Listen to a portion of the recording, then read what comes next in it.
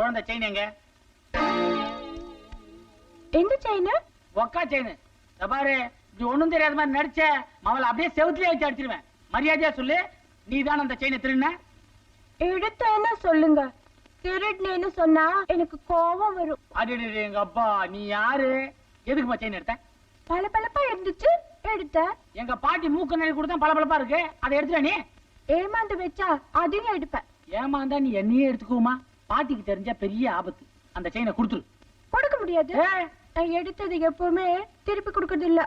ஓங்கி கொடுத்தேன் கண்ணை வீங்கிடும். குடும்பத்துல குழப்பம் வந்துடும்டி. செயினை கொடுத்துரு. என்ன நீங்க என்ன டீனு கூப்பிடுறது எனக்கு ரொம்ப பிடிச்சிருக்கு. ரொம்ப நெருங்கிட்டீங்க. இழிக்காத.